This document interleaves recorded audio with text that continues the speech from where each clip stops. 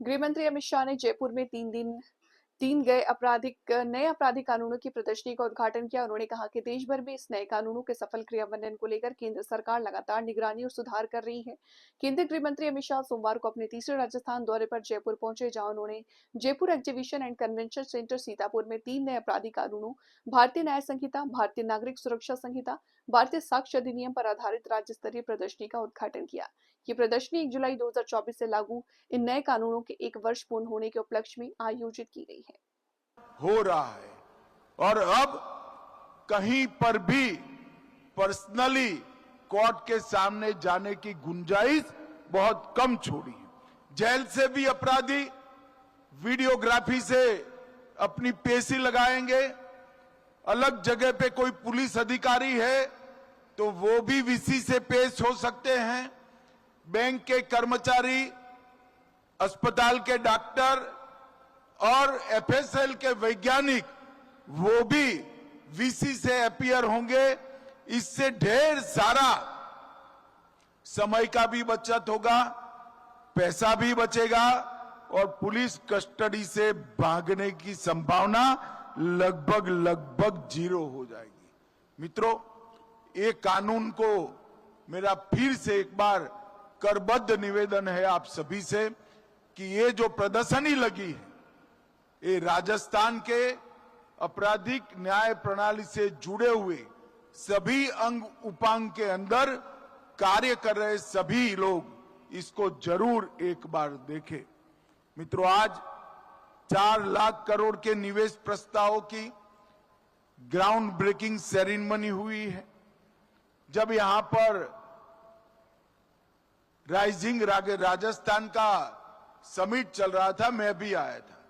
मैंने गहलोत साहब का एक कमेंट पढ़ा था कि 35 लाख करोड़ के एमओयू तो किए, जमीन पर कितने उतरेंगे। उस वक्त तो हमने किसी ने जवाब नहीं दिया था, मगर मैं आज गहलोत साहब को कहना चाहता हूं, गहलोत साहब, ये भारतीय जनता पार्टी की सरकार है, ये कांग्रेस की सरकार नहीं है। हम जो कहते हैं वो करते हैं। और भाइयों बहनों, मुझे आनंद है कि इतने कम समय में भजनलाल सरकार ने 35 लाख करोड़ में से 7 लाख करोड़ के एमओयू को जमीन पर उतारने का काम किया है। ये बहुत बड़ी उपलब्धि और मुझे विश्वास है देश भर में जो इन्वेस्टमेंट समिट होती है उसमें एमओयू को जमीन पर उतारने का जो एवरेज दर है उससे हमारी भजनलाल सरकार, भाजपा सरकार कई गुना आगे आएगी, इसका मुझे पूरा विश्वास है। मित्रों, इसके माध्यम से अनेक प्रकार के प्रोजेक्ट्स, आज अलग अलग प्रकार के प्रोजेक्ट जो जमीन पर उतरे हैं, राजस्थान के युवाओं के लिए कई सारे मौके सृजित करने वाली इंडस्ट्रीज आज यहां पर जमीनी कामकाज शुरू करी है।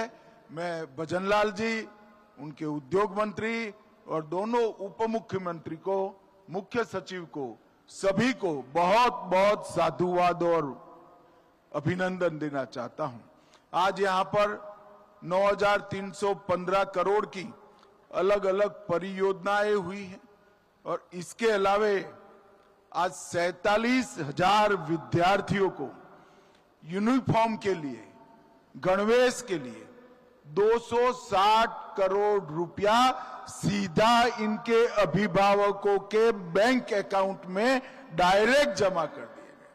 मुझे याद है, मैं प्रचार करने आया था, हम सरकार बदलने की गुहार करते थे।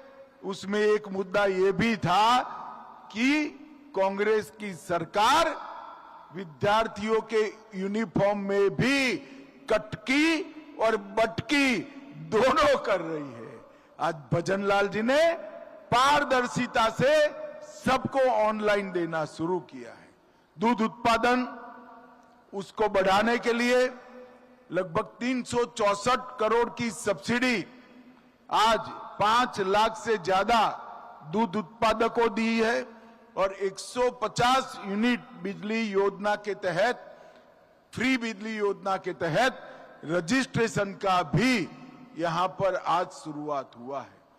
56 FSL की गाड़ियां जो अब सैंपल लेने का काम करेगी और अनेक पुलिस के व्हीकल आज लोकार्पित हुए हैं।